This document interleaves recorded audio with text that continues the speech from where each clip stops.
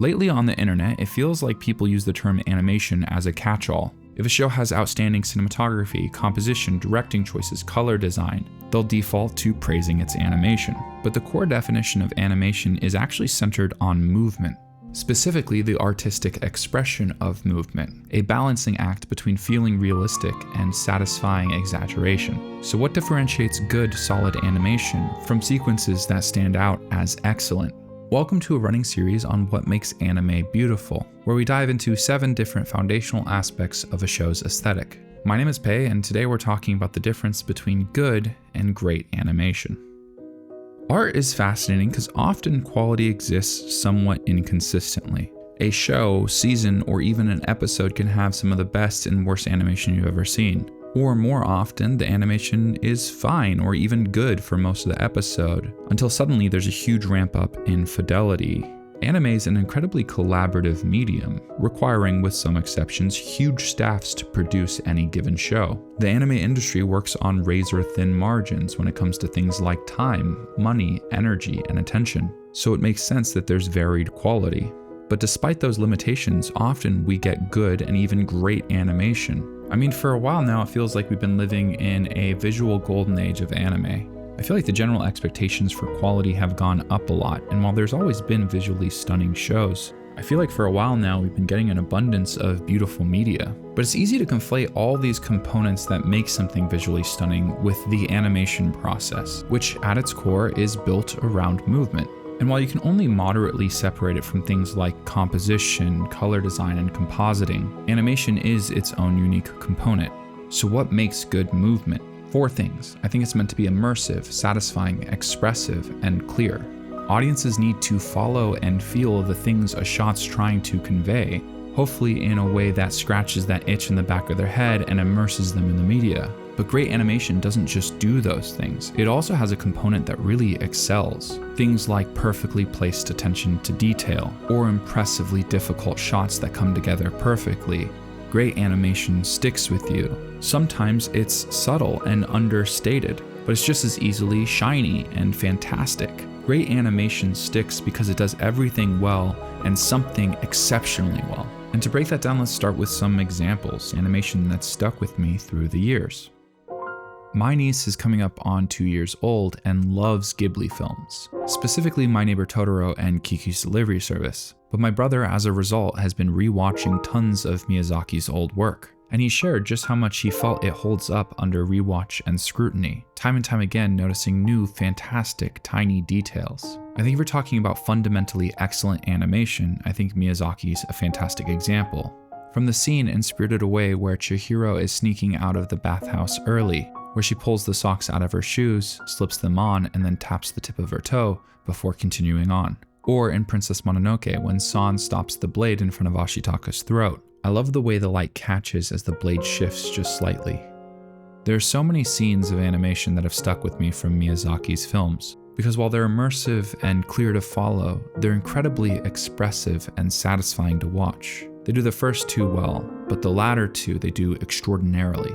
Starting in the mid to late 2010s and progressing into the early 2020s, we saw a huge influx on beautiful animation. It felt like every show and movie was doing something fantastic. The standards were so high, with ambitious clips being taken and successfully executed, to the point where they kind of lost the forest for the trees. Hard doesn't necessarily mean good, especially when it means cutting corners in other areas. Difficulty was pursued for the sake of it. Jujutsu Kaisen is a show I'd consider to be very well animated, but there are absolutely moments in the 2nd and 3rd season that I felt like lost track of clarity as a priority in animation. Like this scene, where a character is actively running away. You can follow that, but it's hard to actually envision how he's running away. Often in the pursuit of making something extraordinary with such limited resources, you can lose track of some of the foundation. But that being said, sometimes it still really hits. It seems like modern anime has really prioritized the shiny moments, like the fight between Stark and the dragon in Frieren.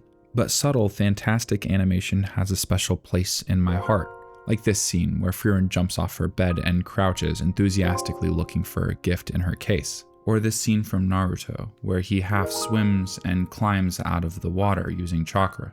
I love when a small, well-executed attention to detail leads to a more immersive, satisfying, and expressive clip. So before we dive any deeper on the two primary examples for this video, I want to start exploring what good animation is, what people who've dedicated their lives to this pursuit have come up with, which leads us to the 12 principles of animation. Art's really interesting because there can be cultural, industry, and even individual standards. Japanese animation is a unique culture, but it is heavily influenced by animation from all over the world. Outside of different standards, work culture, and budgets, there's differences in influence and trends within an industry. Anime is a unique medium of art, but it also kind of functions as a genre. So when you look at the results of Japanese animation, there's a distinct style.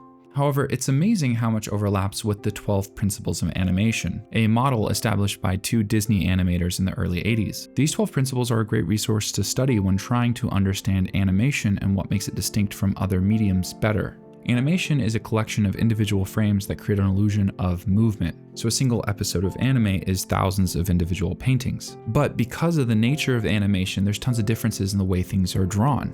Because so many of these drawings pass so quickly, they don't function in the same way a static image would. Earlier I said there were 4 responsibilities that animation provides: clarity, immersion, satisfaction, and expression. And each one of these 12 principles serves at least one of these purposes, often more. With one exception, because that mostly has to do with the animation process. The first principle, squash and stretch, can make movement more satisfying. It helps with immersion by indicating weight and material, and it's often used in an expressive way, tying into another principle we'll get to in a minute, exaggeration. There's a YouTube channel called Alan Becker Tutorials that has great videos exploring each of the 12 principles of animation. And I think you can take those 12 principles and categorize them as to what practical application they have. Anticipation, staging, follow-through and overlapping action, and slow in and outs provide clarity. Squash and stretch, timing and motion, arcs, secondary action, and solid drawing are immersive.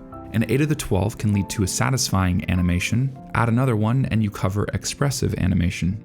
The first episode of Jujutsu Kaisen's 3rd season is visually stunning for a multitude of reasons, predominantly involving its style, but there are tons of great examples of animation techniques from the 12 principles. Take this scene that's less than 2 seconds long that demonstrates 6 different principles. Itadori flying across the room is represented in 5 drawings, which demonstrates timing and motion, a loose rule that says less frames is faster.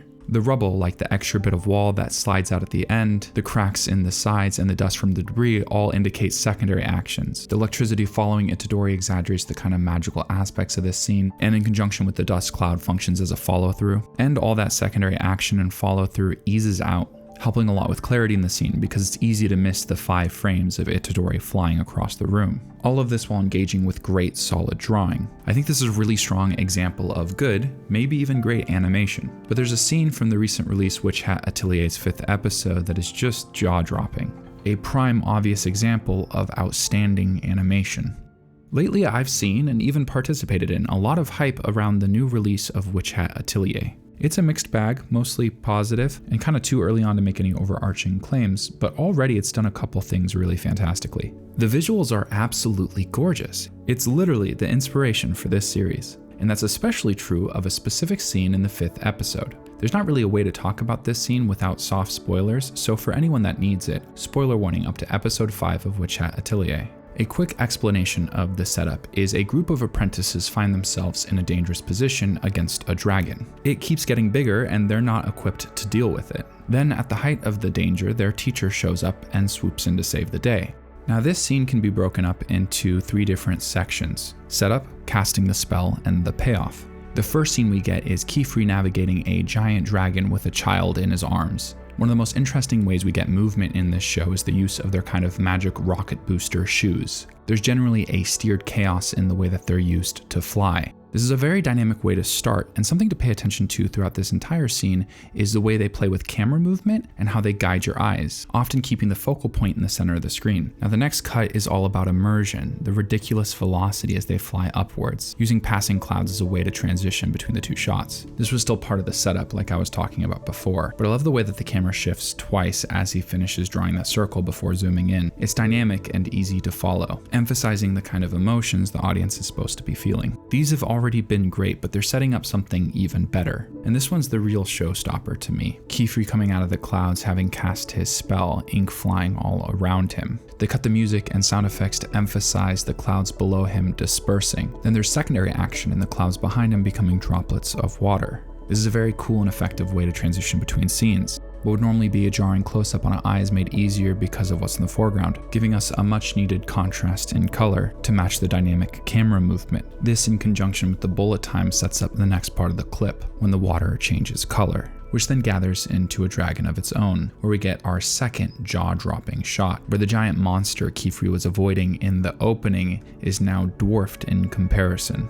Animation as a medium has always held a very dear place in my heart. Growing up watching Naruto, Miyazaki, and Avatar: The Last Airbender set pretty high standards for me. So it feels like I've carried those scenes that stick around in my brain my entire life, where the animation does everything well and a couple things really well. In reality, the beauty of any project is actually an amalgamation of tons of different components, but the foundation is the way movement is animated. And I don't think that love for this medium will ever go away. We're seeing breakthroughs all over the world involving animation quality, and because of its inherent nature as an imagined and drawn world, there's just so much room for expression and creativity. I've talked about this quote a lot in the past, that art is a lie that tells the truth. And there's few places where that's more true when a drawing can feel more real than anything you could capture on camera.